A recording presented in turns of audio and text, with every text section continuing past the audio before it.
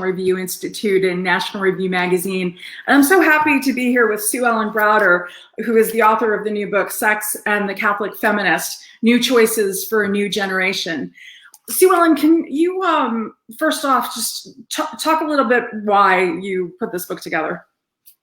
Well, I put this book together. I wanted something short, almost like a pamphlet. It's only a little over 100 pages long that would sum up the history of the women's movement, of the feminist movement, quickly for the pro-life movement, because this has never been told before. And I wanted them to be able to read this in a couple, 3 hours, pass it off to their friends, and also to protect young girls who are being hurt by what we call the F word, feminism. And so I wanted to straighten out what actually happened. Because you remember I was I wrote for Cosmopolitan for years and years and years.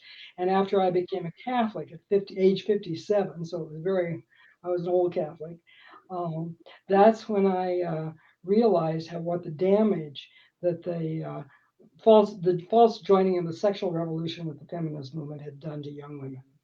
So can you talk about why it's important to retread, go back and tell the history? Why is it important, in particular, because you talk about the new choices for a new generation, in particular, why is it important for young people to know everything you lived through?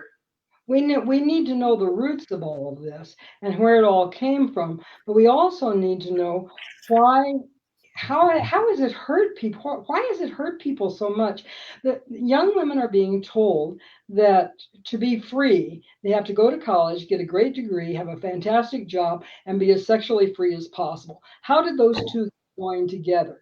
That's what this book I wanted to tell them, so that more young women would not be hurt by the false joining of the sexual revolution with the feminist movement. So it's important to know our history, because we can't know where we're going if we don't know where we've been, right?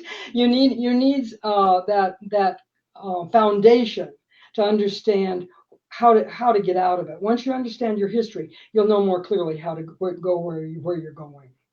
Now, even though, as we know, John Paul II talked about feminism, used the new feminism phraseology, a lot of people, especially a lot of more traditional-minded and conservatives, say, forget the word. The word is too loaded. Why do you think differently? Well, because I went back to the foundations of it, and we have to look at what feminism was originally all about. It was about fighting for women's dignity and respect, and allowing women to have more choices in their lives. That's all it was about. It wasn't about sexuality. It was also about a woman's personhood. And that's what John Paul II was speaking about so much, was does it mean to be a person? And that's what Betty Friedan, who launched second wave feminism with her book, The Feminine Mystique, said feminism was all about. She said it was all about a woman's personhood. So when I saw that, I realized that she and John Paul II were agreeing on a lot more than people realize. Now, you talk about in the book how there were two men who put Betty Friedan up to all of this. Could you talk a little bit about that, especially because Bernard Nathanson is obviously such a fascinating figure, because he converted after what you chronicle in the book. Right. Well, these two men put Betty Friedan up to inserting abortion into the women's movement. And the abortion, when somebody asked me one time, how does the sexual revolution and the women's movement get joined together? And she says, was it abortion? And I said, oh yeah, that's what it was. So Betty Friedan was good friends with Larry Lader and Bernard Nathanson, who were the co-founders of what's now NARAL Pro-Choice America. And those two men, according to Dr. Nathanson, who later became pro-life, he was an abortionist. He took responsibility for 75,000 abortions before he became pro-life, saw a little baby on a fetal screen and realized that was a real human person. And so he became pro-life and later became a Catholic. So these two men who co-founded, and so this is how we know this is the truth, because Dr. Bernard Nathanson confessed it. Okay, he told us how it happened. And so these two men convinced Betty Friedan to insert abortion into the women's movement, into the National Organization for Women's Political Bill of Rights. And we know the exact night it happened, November 18th, 1967, in the Chinese room of the Mayflower Hotel in Washington, D.C. When these women, there were only about 100 people, a few men, mostly women, who got together to draw up the National Organizations for Bill of Rights. And they fought over, they had 8 rights on that list that day. And most of those rights were things we'd all agree with. They were things like equal pay for equal work. A woman shouldn't be fired for being pregnant. I was fired for being pregnant in 1970. People forget this. Families should be able to deduct child care expenses on their income taxes. A woman should be able to serve on a jury. In some states, women couldn't serve on juries. So there are a lot of things that we all agree on. This is Catholic feminism. We all agree on these things. The two things actually they fought over that night. One was the Equal Rights Amendment. That one is now history. The other was the abortion right. And they fought until almost midnight that night. And when the dust settled, only 57 people, a mere 57 people, had voted to insert abortion into the women's movement. And that we are still fighting over that vote today. You do make the point very clearly in your book that that there were these goods at the heart of feminism, that a woman shouldn't be fired from her job because she's pregnant. Have you had any success speaking to women who consider themselves feminists, who are on board with the mainstream movement, in communicating this history and in finding common ground? Do you have hope for that if you haven't experienced it already? Well, I've had a lot of women, especially older women, who've been through it and look back and see how much that false joining of the sexual revolution with the feminism hurt them. I've talked to women who've had abortions, and they said, "Oh boy, was I deceived? Boy, was I conned." Mm-hmm. But there's a lot of anger in older women when they see what happened there. The younger women, I've got a number of younger women. I'm here at Wyoming Catholic College. I'm not on the staff, but I'm here with a number of young ladies who decided that they wanted to talk about this book. And so they're not hurt. They're not hurt yet because they haven't been hurt. Like these women who've had abortions and everything are really, they've been wounded. But these young women are on fire for the truth. And I wrote this book actually mostly for them, so to protect them from being hurt the way I was and the way so many women in my generation were. And the way, frankly, Wyoming Catholic attracts a certain population, their contemporaries, their friends beyond the college have already been hurt. Yeah, they're very fervent Catholics. These young ladies are on fire, and they actually picked up this book and said, "Okay, we want to talk about it. We're reading it," which is a writer never. This never happens. But I'm in a room of people, and they're reading the book aloud, and I'm sitting there going, "Oh, okay, now." It's very interesting. It's a delight, actually. That must be fun. Has anything surprised you about the lens with which they're viewing it? Well, it was interesting because as I told them when we started, I said, we're going to debate this. I mean, if there's anything that bothers you about this or anything you don't understand, we're not going to sit here and be nice. We're going to debate this. And we started talking about the F word, feminism, because so many people don't like that word. And should we use it or shouldn't we? Because it is a very confusing word. And one young woman says something that I had never thought of. She says, the problem is we need to use that word because, she says, it's become synonymous in so many people's minds with woman. Mm-hmm. And if we're going to redefine woman or define woman correctly, mm-hmm. we need use the F word. And the reason why I said in my book it's time to reclaim the F word is because as a journalist, as you know, the journalists are all confused about this. And if I could just get the journalists to start saying there's a pro-life feminism out here and there's a pro-abortion feminism out here, and we need to get a dialogue going. That's the goal, is not only to protect young women so they won't be hurt, but also to get a dialogue going in the media. If we could do that, it would be wonderful. Mm-hmm. It really is. Both words seem to not have meaning, and they become so ideologically manipulative, which that to the extent that it's just confusing, and we have conversations that are kind of gibberish. Missing each other. We're missing each other. Yeah. One's talking here and one's talking there. It's a very sad thing, because this is one of the most polarizing ideas, concepts in our society. And yet the Me Too movement, which is coming from the political left, are protesting the same things that the conservative feminists are protesting, which is the sexual revolution, treating a woman like a sex object. That's all on the same page. That is why I'm so excited about your book, Sue Ellen, because this is what I've been waiting for, a book that says, this is what we're talking about. We know, we understand. So do you see yourself sort of re-communicating a lot of Humanae Vitae and so much of the church tradition through this book that talks about contemporary politics and realities?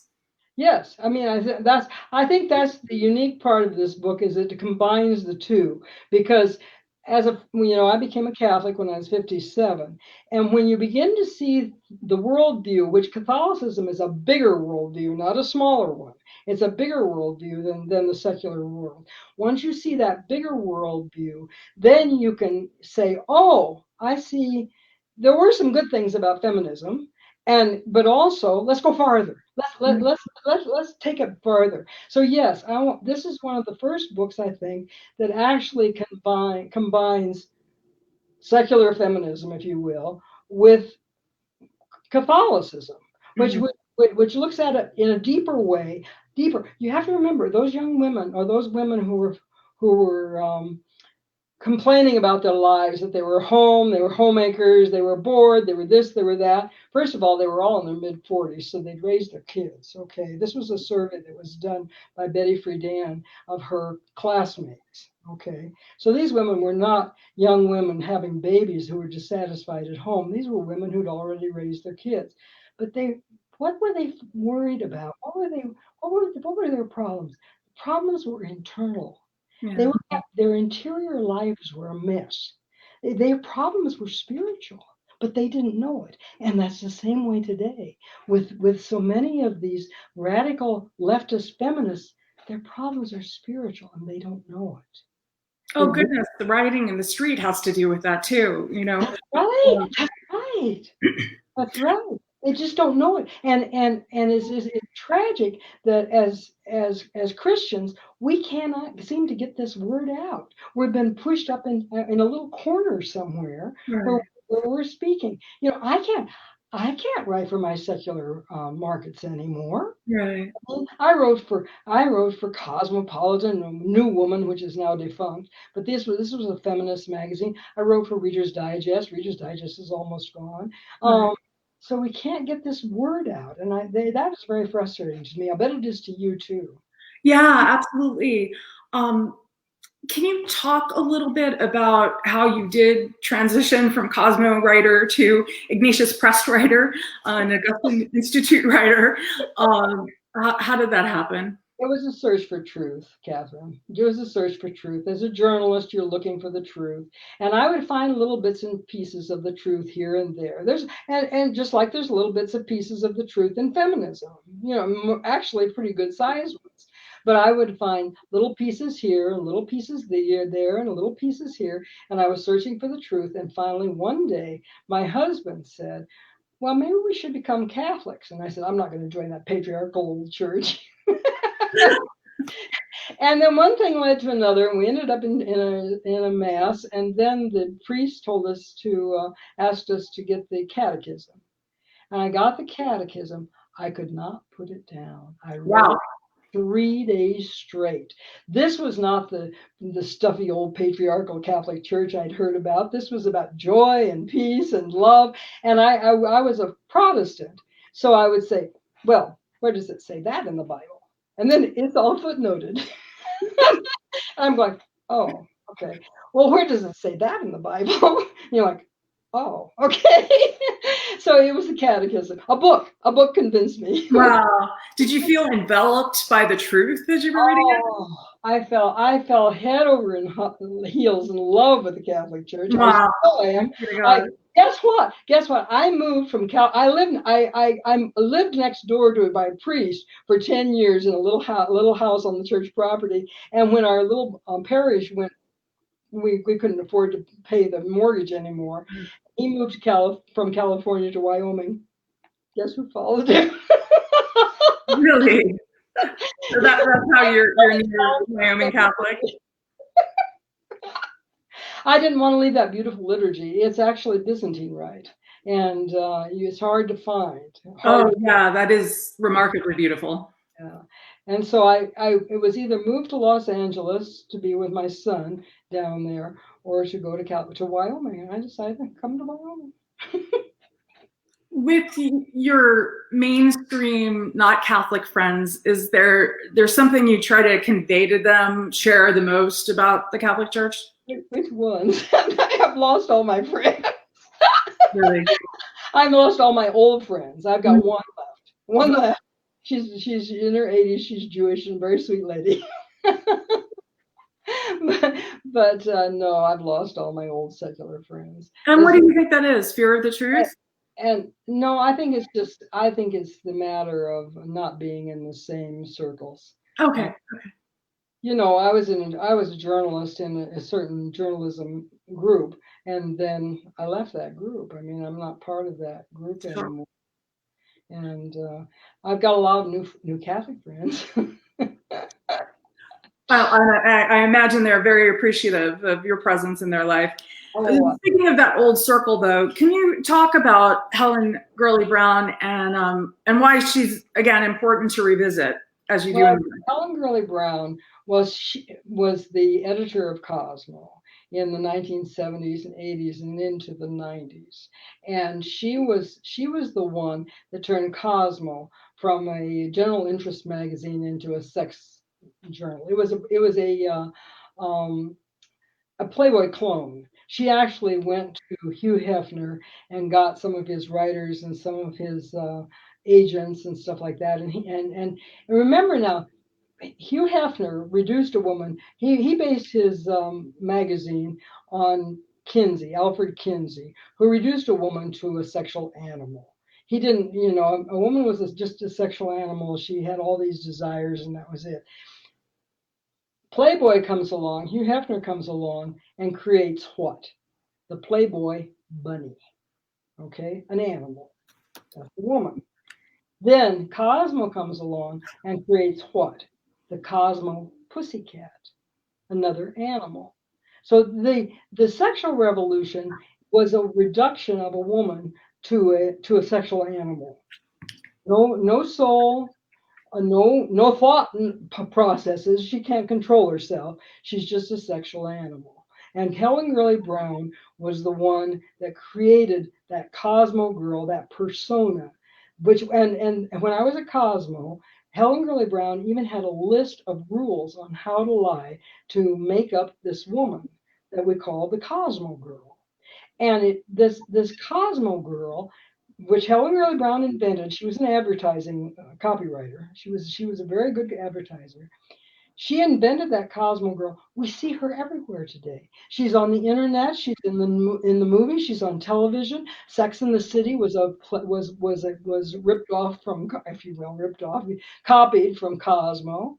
Helen Gurley Brown also wrote a book called Sex in the Office, where she had taught women how to seduce men in the office. And it was and now that's again what we're arguing about, or what people are protesting. The Me Too movement says, well, we don't want to be treated like that. Well, Don't act like that. And that's what Helen Gurley Brown taught so many young women to do, was to use sex as power.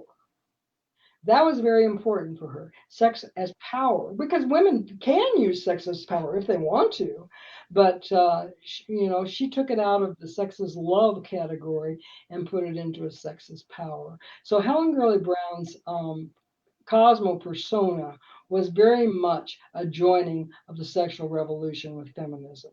It was one of the first magazines, one of the first journalistic enterprises, if you will, that joined the two together. Then it was so successful with advertising that all the other women's magazines fell into line with it. And you understand how that works. The advertisers were controlling the content, of course, of course. Sure. And of course, that is much of our culture, not just the magazines these days. That's right. That was yeah.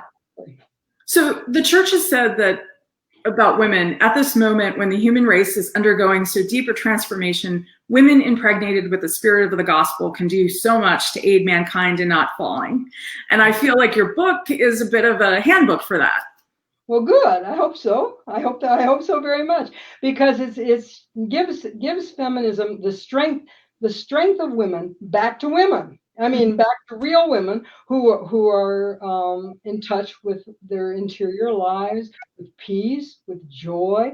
Look at the difference between the March for Life and the Walk for Life and that women's march. Look how joyful the people are at the March for Life and how angry they are at the Women's March. Why are they so angry? Because they got a lot of stuff inside. They're not happy. They're not happy. Yeah, I've been to both marches, and what was striking to me the day after Donald Trump's inauguration, when they had the Women's March on Fifth Avenue in New York, it went right by St. Patrick's Cathedral, and the Sisters of Life were actually inside at the time. Some came out and talked to some of the women, and actually one woman talked about it afterward. She actually went in for confession because the sisters were so attractive, and she confessed her abortion. And then went to a post-abortion healing retreat, and really powerful.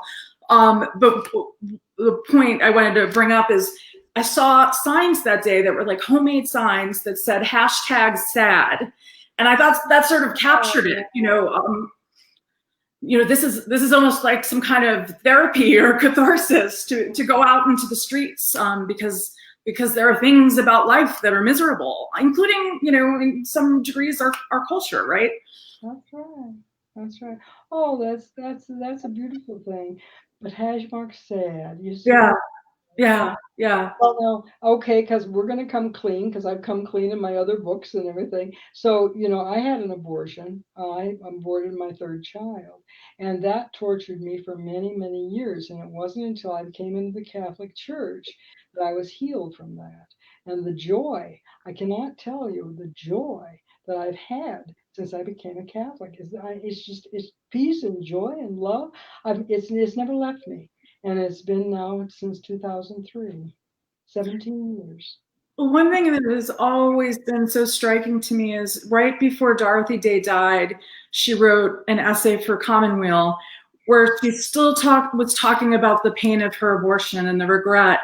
And if by chance some woman is watching this who has had an abortion and saw the Catholic Feminist phraseology and was intrigued, what might you want to say to her, communicate to her about your journey and how it might help her? Well, it was confession that healed me. But there are lots of programs out there. If you need more healing, there's Rachel's Vineyard. There's lots of programs out there for post-abortive trauma, if you will. It's a trauma, but what I would like to say is the peace that you can feel. Get rid of all that anxiety and pain and anger, whatever you've got in there, and find the peace and joy, because it's there. God forgives you, and that's the thing that you don't believe that God can do. That you think, oh, I can't, and I have to forgive myself. No. You don't have to forgive yourself. When God forgives you, that is bigger than yourself. And in addition to what you mentioned, Project Rachel and the Sisters of Life are resources for anyone who is in need of healing from an abortion. Sue Ellen, we have only a few minutes, but I was struck by, you wrote that obviously sex revolution feminism has seized the pinnacles of media power in this nation. But on a grassroots level, you write, where power really resides, millions of well-organized, interconnected, pro-life Christian feminists are still fighting for genuine respect and dignity for the authentic personhood of all women, young and old, healthy and unhealthy, rich and poor, born and unborn. They're well-organized in a vast, interconnected army of love, and they're encircling others everywhere with their peace, joy, and hope. Is that really true? Give us some examples here. Yes. We're in need of hope, Sue Ellen. Look at the pro-life movement. Look how big it is, and it's everywhere. Everywhere you go, you find it, and these people are very well organized. And look at how much the March for Life has grown. And in 1979, the National Organization for Women had 100,000 members, and the national the pro-life movement, just one branch of it, had 11 million members, 110 times as many. So this has been growing.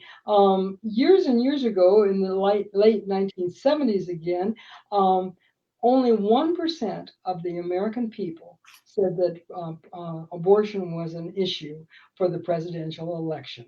Look at it today. If you don't think you're winning, look at the presidential election and how much we're talking about abortion. That you haven't let that story die at all. It's gotten stronger. We're winning. Keep going. The pro-life movement is the authentic women's movement of the 21st century, and I believe that 100%. And these young women who you're talking about your book with, what gives you hope for them? Because obviously the obstacles are great, right, in the culture. Yeah, well, they see the truth. I mean, the truth is what gives me hope for them. That they see the truth and they're not going to let it go.